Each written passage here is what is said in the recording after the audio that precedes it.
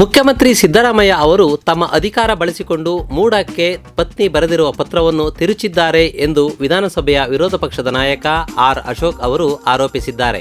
ಮೂಡ ಹಗರಣಕ್ಕೆ ಸಂಬಂಧಿಸಿದಂತೆ ತಮ್ಮ ಪತ್ನಿ ಇಂತಹುದೇ ಬಡಾವಣೆಯಲ್ಲಿ ಸೈಟು ಕೊಡಿ ಎಂದು ಕೇಳಿಲ್ಲ ಎಂದು ಸಮರ್ಥನೆ ಮಾಡಿಕೊಳ್ಳುವ ಸಿಎಂ ಸಿದ್ದರಾಮಯ್ಯ ಅವರ ಮಾತಿನಲ್ಲಿ ಎಷ್ಟು ಸತ್ಯ ಅಡಗಿದೆ ಎಂಬ ಅನುಮಾನ ಈಗ ಮತ್ತಷ್ಟು ದಟ್ಟವಾಗಿದೆ ಎಂದರು.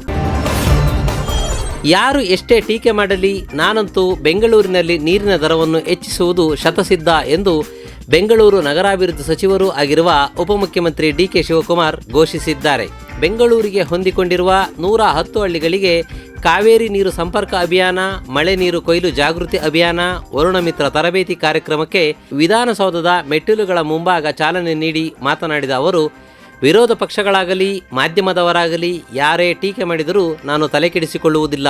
ನೀರಿನ ದರ ಹೆಚ್ಚಿಸಲು ಬದ್ಧವಾಗಿದ್ದೇನೆ ಎಂದರು. ಚಾಲಕನ ನಿಯಂತ್ರಣ ತಪ್ಪಿ ಕಂದಕಕ್ಕೆ ಲಾರಿ ಬಿದ್ದ ಪರಿಣಾಮ ಚಾಲಕ ಸೇರಿದಂತೆ 3 ಗಾಯಗೊಂಡಿದ್ದು, ಅದೃಷ್ಟವಶಾತ್ ಯಾವುದೇ ಪ್ರಾಣಹಾನಿ ಸಂಭವಿಸಿಲ್ಲ.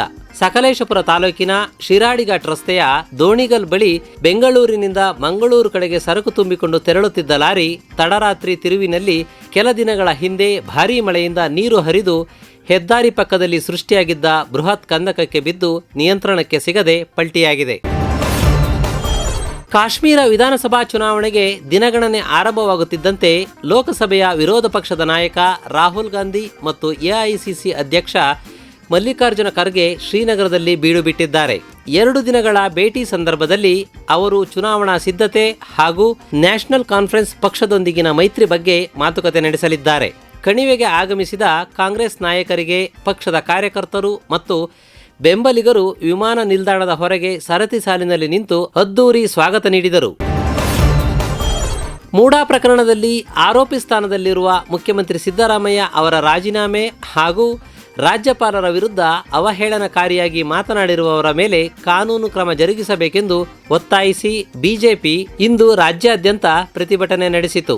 ರಾಜಧಾನಿ ಬೆಂಗಳೂರು, ಮಂಗಳೂರು, ಹುಬ್ಬಳ್ಳಿ, ಧಾರವಾಡ, ಬೆಳಗಾವಿ, ಕಲಬುರಗಿ ಸೇರಿದಂತೆ ಜಿಲ್ಲಾ ಮತ್ತು ತಾಲೂಕು ಕೇಂದ್ರಗಳಲ್ಲಿ ಪ್ರತಿಭಟನೆ ನಡೆಸಲಾಯಿತು.